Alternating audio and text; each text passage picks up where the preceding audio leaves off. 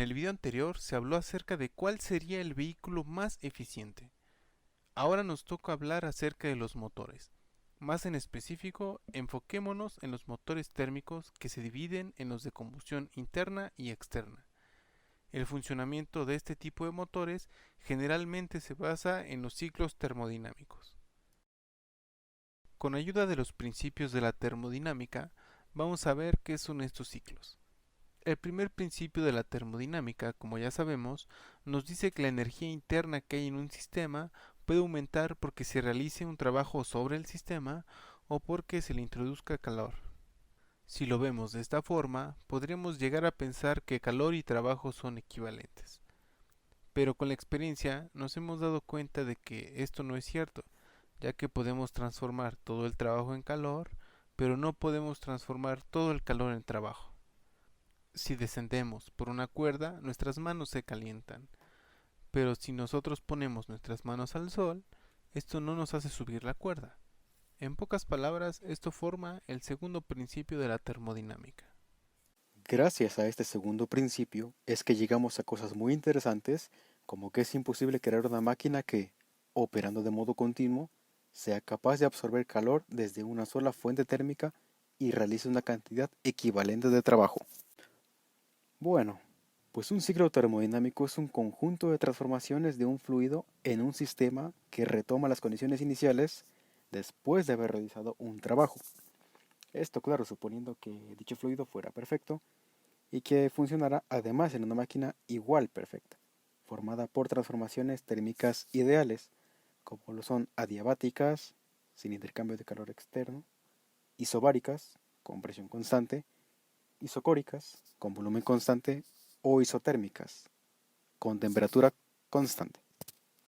Los principales ciclos de potencia que son en los que nos enfocaremos son los siguientes.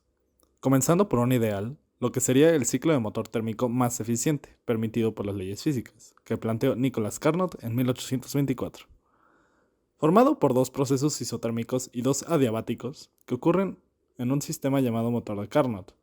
Consiste en un gas ideal encerrado en un cilindro provisto de un pistón, donde está en contacto con dos fuentes a distintas temperaturas. En la primera etapa, el sistema absorbe el calor de la primera fuente y hay una expansión isotérmica. El gas, al calentarse, aumenta de volumen disminuyendo presión y en la segunda hay una expansión adiabática, donde se mantiene el calor y el volumen aumenta aún más. En la tercera hay una compresión isotérmica.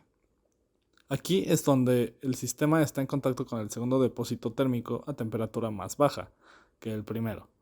Al ceder calor, el volumen disminuye y la presión aumenta. Y por último, hay una compresión adiabática, en donde el sistema regresa a sus condiciones iniciales. Pero como se menciona, solo es una idealización, ya que no existe este tipo de procesos de un motor térmico en la realidad.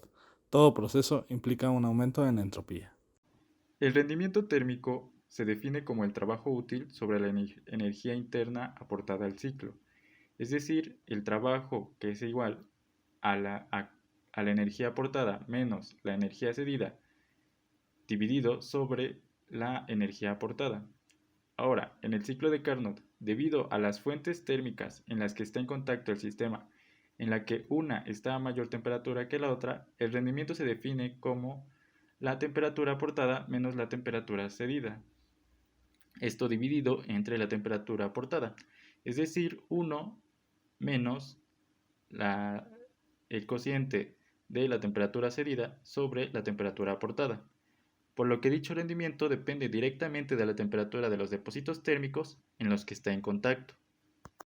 Ciclo Otto. Este ciclo es el que se aproxima a los motores de combustión interna de los automóviles encendidos por chispa.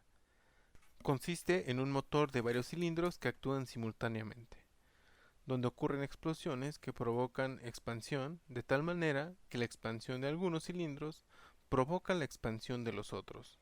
Lo que ocurre aquí es que los procesos de admisión y escape, ya que al ser idénticos y reversibles en sentido opuesto, todo el calor y el trabajo que se intercambian en uno de ellos se cancela con un término puesto en el otro.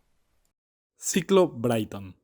Ocupado actualmente por las turbinas de gas, ocurre en un motor compuesto por compresor, cámara de combustión y turbina. El aire entra en el compresión, se comprime adiabáticamente hasta la presión de operación.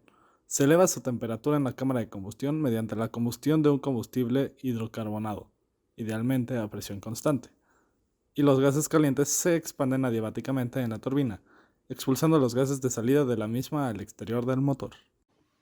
Este ciclo es más eficiente que el ciclo Otto. Aprovechando las propiedades químicas del fluido, que en este caso es el diésel, el aire es comprimido hasta una temperatura superior a la de autoignición del diésel, y el combustible es inyectado a presión en este aire caliente, produciéndose la combustión de la mezcla.